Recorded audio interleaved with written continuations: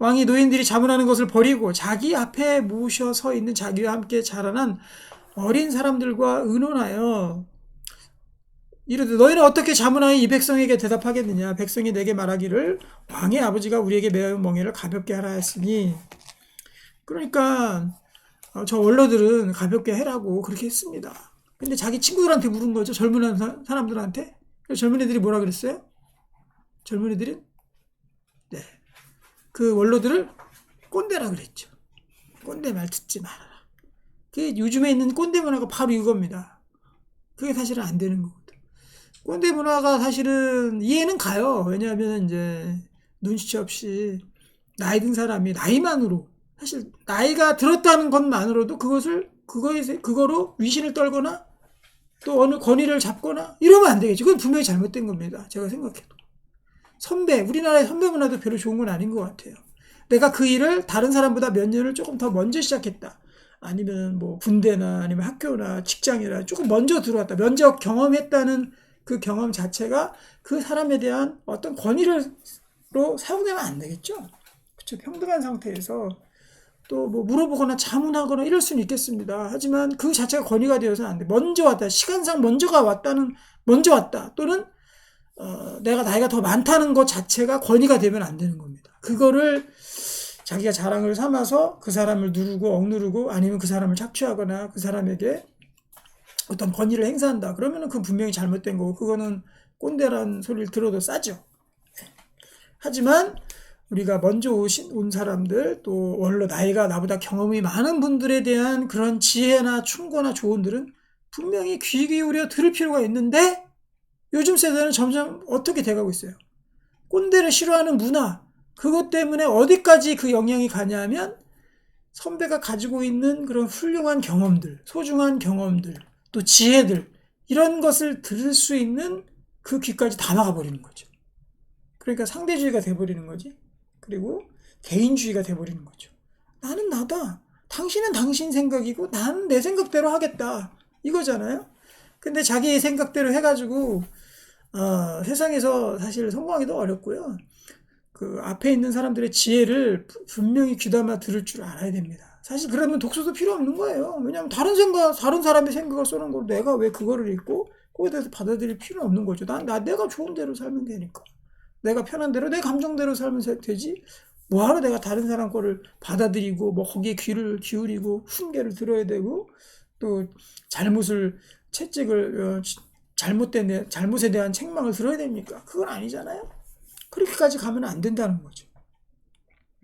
여기에 전형적인 우리나라에서 지금 한참 붐인 꼰대를 배격하는 문화. 저도 꼰대이지만 꼰대를 배격하면 안 되겠습니다. 저도 나이만으로 다른 사람에게 권위를 떨면 안 되겠죠? 하지만 저 자신도 할아버지, 노인들의 말을 귀담아 안 들으려는 마음들이 없지 않아 있습니다. 하지만 그 가운데서도 분명히 내가 배울 것들은 잘 배워야 되겠죠. 그런데 여기 르호보암 왕의 잘못된 판단 중에 하나가 바로 원로들의 말을 자문을 듣지 않았다는 겁니다. 원로들은 분명히 받아들이라 그랬어요. 멍에를 가볍게 하고 노역 좀 가볍게 하고 받아들여줘라. 그런데 10절 함께 자라난 소년들이 왕께 아뢰어 이르되 이 백성들이 왕께 아뢰기를 왕의 부친이 우리의 멍에를 가볍게 하였으나 왕은 우리를 위하여 가볍게 하라 하였은즉 왕은 대답하기를 내 새끼 손가락이 내 아버지의 허리보다 굵으니 말을 해도요 굉장히 이거는 정말 아주 비꼬면서 또 정말 아양을 떨면서 그냥 상대방을 낮게 여기면서 한 말이에요. 내 새끼손가락이 네 아버지의 허리보다 더 굵다. 내가 잘났다라는 거 아닙니까? 그렇죠. 아나무인인 거죠. 배울 자세가 전혀 없는 거죠. 이런 자세가 되면 안 된다는 겁니다. 이렇게 했어요. 근데 르호보암이 어떻게 됐느냐? 젊은 사람들의 말을 따랐죠.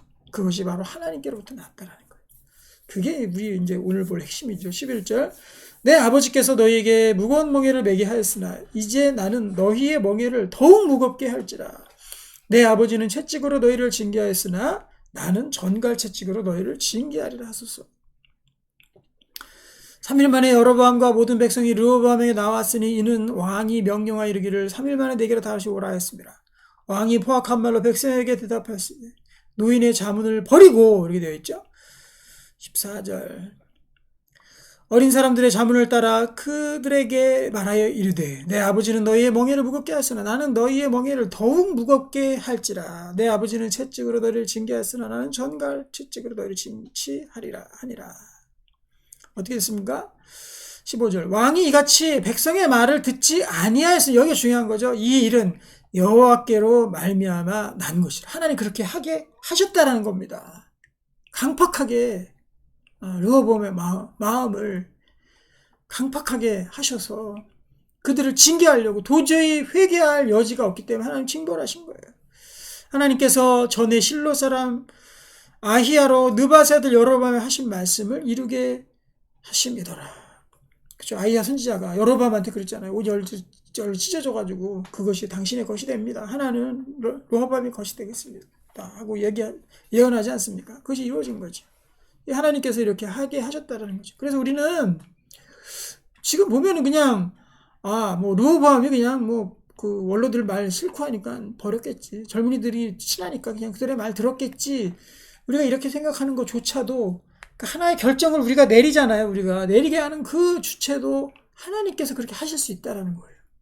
그러니까 세세한 부분에 하나님께서 다 보초를 서시고 우리를 막으시고 우리를 인도하시고 때로는 우리에게 징계도 하시고 우리에게 고난도 주시고 다 하나님의 손길 안에 있다라는 겁니다. 우리가요 어디 이렇게 행사장 같은 데 가보면 중요한 갈림길 가운데 어떤 이제 팻말 하나 들고 아니면은 유도등 하나 들고서는 안내원이 서 있잖아요. 그러면 이쪽으로 가십시오 하고 이렇게 이제 흔들지 않습니까? 오른쪽으로 가십시오. 오른쪽으로 흔들고 왼쪽으로 가십시오. 왼쪽으로 흔들고 이렇게 안내를 해주잖아요. 우리의 인생길 각쭉 가는데도 갈림길이 있을 수 있죠. 그 갈림길 가운데 우리가 그냥 선택한 것처럼 보일 때가 있어요. 우리가 그냥 행동하고 우리가 선택한 거야. 우리가 한 거야 할지라도 그 가운데 하나님께서 중요한 길목마다 하나님께서 우리를 인도하시는 그 인도하심이 우리 가운데 있다라는 겁니다. 그것을 믿어야 돼요. 그래서 어떠한 결정이 내려지든지 간에 하나님의 세밀한 인도하심이 있도록 우리가 기도해야 됩니다. 그리고 그거를 믿어야 되는 거죠.